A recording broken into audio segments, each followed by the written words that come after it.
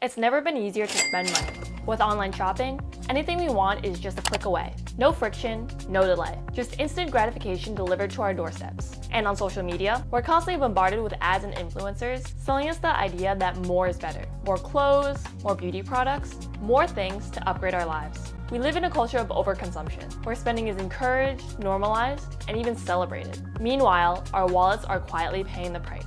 I've definitely fallen into that cycle, buying things out of boredom, pressure, or just because it was there. But over time, I've learned to pause, reflect, and make more intentional choices. So in today's video, I'm sharing the most common shopping habits that can quietly drain your bank account, and the simple mindset shifts for how you can fix them. Let's get into it. The first habit keeping you broke is impulse buying without intention. Has this ever happened to you? You go to Target to pick up some soap because you ran out, but then you end up browsing the store for over an hour and come home with a new pair of shoes, decorative pillows, and an air fryer, even though you didn't need them. Plus, you forgot the soap. That's called impulse buying. Quick buys, especially when you're emotional or just browsing. There's a reason why stores are set up the way they are. In IKEA, you have to walk through the entire showroom section first, helping you envision new products in your life that you didn't even know you needed. At Costco, the $5 rotisserie chicken is strategically placed at the back of the store, so you have to walk past all the enticing sales first before you reach what you came for. Companies have teams of employees to design stores with psychological tricks to make us spend as much as possible. It's good for the companies, but bad for our wallets. If you're guilty of impulse buying, it's not completely your fault. We're working against a system that constantly signals our subconscious to buy more. But don't worry, there are still ways to mitigate how much you spend. Before you go to the store, make a list of what you need and try to stick to it as much as possible. When you don't have a plan, it's much easier to get distracted by something shiny and on sale. If you see something that interests you but is not on the list, ask yourself, do I already have something like this? If not, can I repurpose something I already have to do the same thing? For example, if I'm thinking about purchasing some baskets to organize some of my items, I'll try to think if I already have plastic boxes, bowls, or other containers I can use instead. You should also ask yourself, how often will I use it? For clothing, can I see myself wearing this at least 30 times in at least 3 different ways? If the answer is yes, you do have something like this, or no, you won't use it, then put it back and go back to your shopping list. For items you're unsure about, put them on a wish list. Delaying the purchase allows you to reflect on whether or not you really want the item over a longer period of time. As a general guideline, you can wait a week for smaller purchases, 2 weeks for medium purchases, and 1 month for larger purchases. A lot of the time, you'll forget about the item after a while and realize you don't want it anymore. If after waiting you're still thinking about it, then you probably actually want the item and can go ahead and buy it. The next bad shopping habit is shopping out of emotion. This is when you scroll on Amazon, not because you need anything, just because it's fun to see what cool products they have to make your life marginally more interesting or convenient. What starts out as simple window shopping eventually ends up as a full shopping cart and a dopamine hit once you click order now. Since you already spent the time browsing, you might as well buy something, right? Wrong. If you already wasted the time, you don't have to waste the money too. That's why it's important to recognize your trigger. Do you have nothing to do? Are you avoiding something? Or is something stressing you out? If so, then find other ways to cope. Replace online shopping with another hobby. For example, you can go take a walk, listen to music, or spend time with friends. If you do end up spending money with your friends, this will still be more valuable than aimlessly shopping online by yourself, because at least you can have a new experience and make some memories. I've noticed that I online shop the least when I'm the most engaged with my hobbies. For example, when I started YouTube, I stopped online shopping for clothes completely. This is because you find something that you enjoy way more and can direct your time and energy toward, and you end up forgetting about shopping without even trying. Another tip is to remove the temptation. Turn off marketing emails, especially on your personal email. A lot of emails push FOMO and urgency by using key phrases such as limited time, low stock, last day, etc., and make you want to buy it before the item is gone. But here's a secret. If you didn't want it to begin with, then you're not missing out on anything. If you purchase something that you don't need or want, then you're missing out on the money you could have saved by not buying it in the first place. Also, remove saved cards. I recently ordered on Amazon for the first time in a while, and I was surprised at how few clicks you needed to make a purchase. If your cards and addresses are already saved, then it only takes 3 to 4 clicks to reach the confirmation page. When you remove all the frictions to make a purchase, you end up buying a lot more frequently because it's just too convenient. But if you get to the checkout page and you realize you have to go to the other room, look for your credit card, come back and input your credit card number, sometimes that's even enough to make you stop and think and cancel the purchase. The next bad habit is buying things just because they're on sale. This is when you buy something because it's 40% off, not because you actually need it or love it. I'll admit, I'm especially guilty of this because I really like a good bargain, but here's why it's a problem. Let's say I see a pair of $100 jeans that are 40% off for a total price of $60. I may be thinking, that's that's a great deal. I'll be saving $40. But in reality, if I hadn't even considered buying the jeans before the sale, and I didn't need any more jeans to begin with, then I'm actually wasting the $60 it costs to buy them. The truth is, even if something is cheap or on sale, if you don't need or use it, then you wasted the money. That's why it's important to ask yourself, would I buy this even if it was full price? Was I already planning on buying something like this? The key is to look at the usefulness of the product itself before considering the discount. Also, sales always come back. Companies constantly have big sales events to make you think you're scoring a great deal just in time. But let me tell you something, there's always a big sale if you know where to look. The next bad shopping habit is not checking the sale section first. Sales are not always bad. If you know what you want, a lot of the time you can find it at a discount and save money. So here we're gonna flip the mindset. Start with the sales section if you're buying something you already wanted, but don't let sales dictate your wants. Try to avoid buying something at full price at first. Usually when I go clothes shopping, I ignore the entire front of the store and make a direct beeline for the clearance section. I also ignore any 40% off signs in the front of the store because, to be honest, 40% off clothes is not that great of a deal. My sweet spot is 50 to 70% off. That's how I found my Urban Outfitters denim jacket for only $10 and my Abercrombie high-waisted wide-leg Sloan trousers for only $12. Both of these I found in store and were completely new. If you want to know how I find high-quality clothes for cheap, subscribe to stay tuned for a video in the future. You can also look on the website for any discount codes. Keep an eye out for store-wide sales or seasonal markdowns. And if you really want to get into it, you can join the company's loyalty program, and most give you a free welcome offer, such as 20% off your first purchase. Just make sure to create a second email address specifically for shopping to avoid getting tempted by marketing emails on a daily basis. It may be difficult to find discounts on some popular or high-ticket items, but there are always ways to save.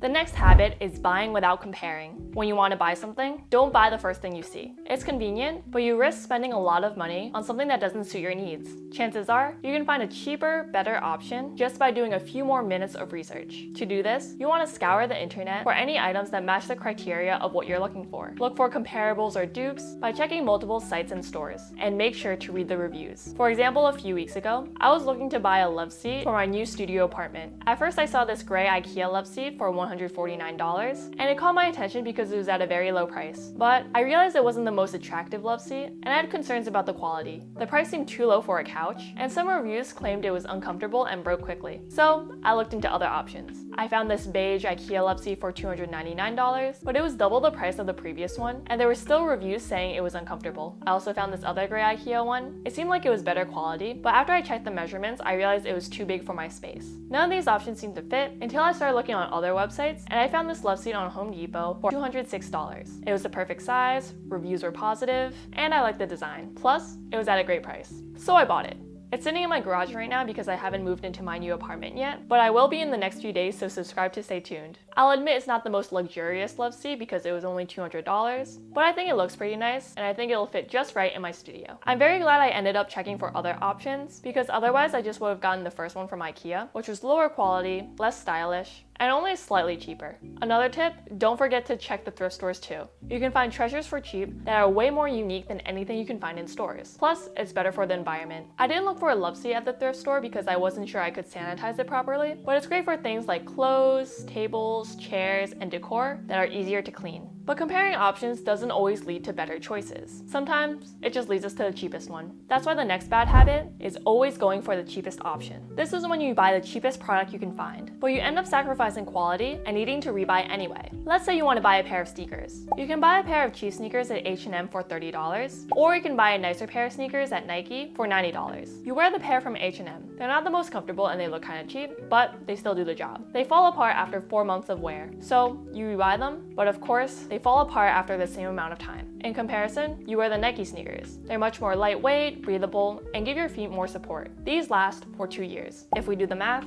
within 2 years, you would buy 6 H&M sneakers for $180, or you can just buy 1 pair of Nikes for $90. Which sounds like a better deal to you? The solution here is to think value, not price. Remember the expression, buy nice or buy twice. Avoid buying from extremely cheap companies such as Shein and Temu. It's just not worth it. It's terrible for the environment, and the products fall apart super quickly. Now, it's still okay to purchase cheaper options if that works better for you. Just remember to consider how long the item will last you compared to more expensive options. One tool you can use is cost per use. For example, if we take the same sneakers as before, let's say you wore the H&M sneakers 100 times before they wore out, whereas you wore the Nike sneakers 600 times before they wore out, then the cost per wear for the H&M sneakers is 30 cents per wear, whereas the cost per wear for the Nike sneakers is 15 cents per wear. So even though the Nike sneakers have a higher price tag, they're actually cheaper on a cost per wear basis, which means that they are a better investment. If you choose a high quality item over a lower quality one, then not only does each wear cost less, but you will also get more satisfaction from each wear, which sounds like a win-win to me. But keep in mind, more expensive doesn't always mean higher quality. That's why it's important to do your research like we discussed before. The best case scenario is when you find a high quality item with a very high original price, but it's deeply discounted so it doesn't cost you that much. Another way to do it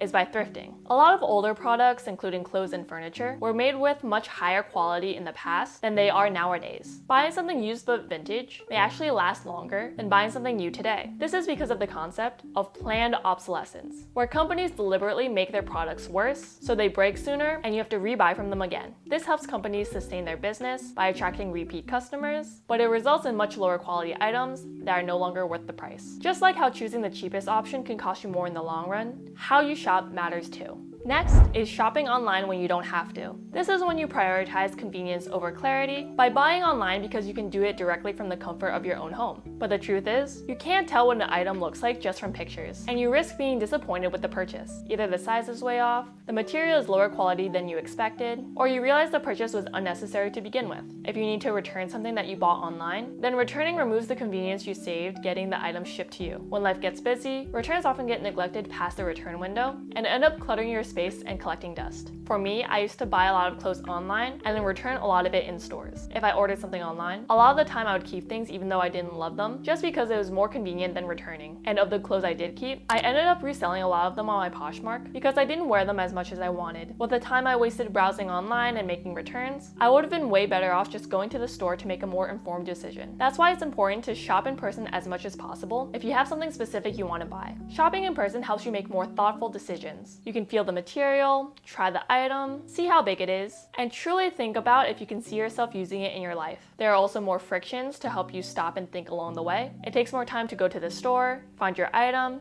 go to the cash register, and bring it home. It may seem more inconvenient at first, but it will help you later. As for online shopping, you can do it from your own couch, so you end up making more rash purchasing decisions that you may regret later. I recommend shopping in person for clothes and tactile items, while saving online shopping for specific items you can't find in stores, or if you already decided on an item and want to find the best price. The goal here is to maximize the satisfaction you get from your purchase and minimize the risk of returns. This will save you time and money in the long run. While online shopping makes it easy to buy without thinking, there are also times we hold back from buying something we really want, and that can lead to its own type of overspending. The last bad habit is denying yourself of what you truly want. This is when you end up buying 3 meh items instead of the one thing you really wanted. You think you're saving money by buying cheaper alternatives, but you end up feeling unsatisfied and eventually end up buying the original item anyway. For example, back in middle school, I really wanted a pair of Uggs. They were super popular, and I wanted to keep my feet warm in a stylish way. I ended up getting a pair of shearling boots from Costco for $20, wore them a few times, but I actually didn't like the way they looked, so eventually I stopped wearing them. A few months later, I bought a pair of bear paw boots for $30 as Ugg dupes. I wore these more, but they were bulky and not as soft as Uggs, so eventually I stopped wearing these too. I caved and ended up buying real Uggs anyway. I could have easily bought the Uggs first and avoided spending money on the other boots altogether. The solution here is to be intentional but not restrictive. Buy things that truly make you happy. If the long-term happiness you receive from an item is greater than the cost of the item and you can afford it, then go ahead and buy it. If you're really into fashion and find a super unique dress that you're excited to style in different ways, then buy it. If you really like cooking and want to try making a new fancy steak that you've been thinking about for a while, then buy it. If you're out shopping with friends and you each find a part of a set that you really want, then buy it and share the memories. Sometimes buying the right item is more frugal than avoiding it altogether. The key is to combine your purchasing thought process with the other tips in this video. But once you know what you want, have picked out the best option at the best price, then go ahead and buy it if you're confident that it'll add value to your life. While it's good to save money for the future, you also want to spend some of it to enjoy your life in the present. Thanks for watching, and I hope this video gives you more insight into how to make better, smarter purchasing decisions. If you found this helpful, let me know in the comments, or share one shopping habit you're working on changing. And if you want more tips on smart living, intentional habits, and figuring out adulthood one step at a time, make sure to like, subscribe, and hit the bell. I'll see you in the next one.